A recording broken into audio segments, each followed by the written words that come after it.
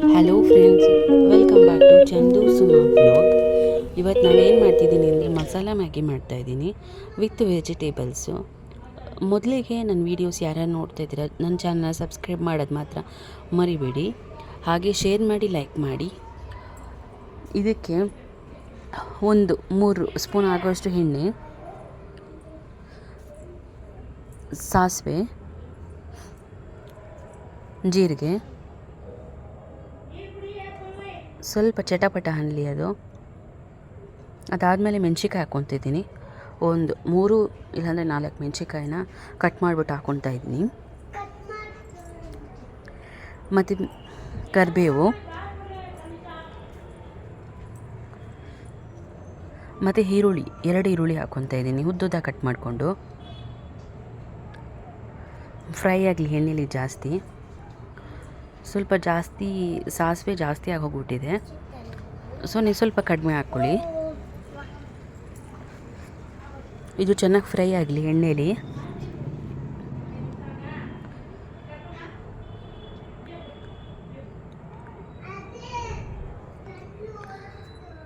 ಮತ್ತು ಇದು ಎಣ್ಣೆಲಿ ಜಾಸ್ತಿ ಫ್ರೈ ಆದಮೇಲೆ 1 ಸ್ಪೂನು ಶುಂಠಿ ಬೆಳ್ಳುಳ್ಳಿ ಪೇಸ್ಟ್ ಹಾಕ್ಕೊತಾ ಇದ್ದೀನಿ.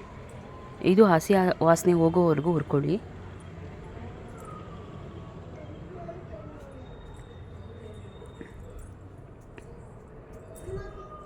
ಅರಿಶಿನ ಹಾಕ್ಕೊತಾ ಇದ್ದೀನಿ 1/4 ಸ್ಪೂನು. ಮತ್ತು ಇದಾದಮೇಲೆ ನಾನು ವೆಜಿಟೇಬಲ್ಸ್ ಹಾಕ್ಕೊತಾ ಇದ್ದೀನಿ. ಅಂದರೆ ನಾನಿಲ್ಲಿ ಆಲೂಗಡ್ಡೆ, ಬೀನ್ಸು ಮತ್ತು ಬಟಾಣಿ 3 ತೊಗೊಂಡಿದ್ದೀನಿ. ಸೊ ಕ್ಯಾರೆಟು ಹಾಕಬೇಕಾಗಿತ್ತು, ಹಾಕಿಲ್ಲ. ಬೇಕು ಅನ್ನೋರು ಹಾಕೊಬೋದು.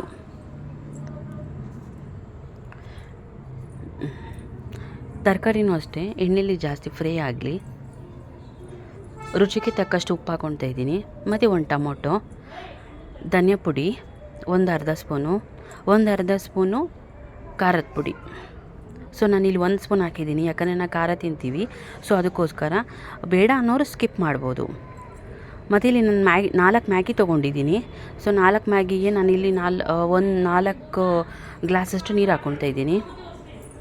ಮತ್ತು ಇವಾಗ ನಾನು ಮಸಾಲ ಮ್ಯಾಗಿ, ಸೊ ಮ್ಯಾಗಿಲಿ ಮಸಾಲೆ ಬಂದಿರುತ್ತಲ್ಲ, ಮಸಾಲೆ ಪೌಡರು, ಸೊ ಅದು ಹಾಕ್ಕೊತಾ ಇದ್ದೀನಿ.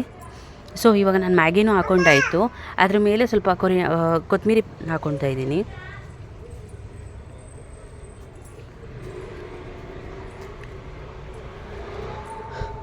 ಸೊ ಕ್ಲೋಸ್ ಮಾಡಿಬಿಡೋಣ ಒಂದು ಪ್ಲೇಟು.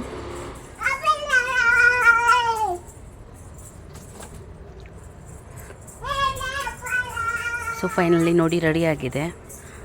ತುಂಬ ಚೆನ್ನಾಗಿರುತ್ತೆ ಟೇಸ್ಟು. ನೀವು ಮಾಡಿ ನೋಡಿ ಒಂದ್ಸರಿ ಫ್ರೆಂಡ್. ಈ ಥರ ಮಕ್ಳಿಗೂ ಈ ಥರ ಮಾಡಿಕೊಡ್ಬೋದು.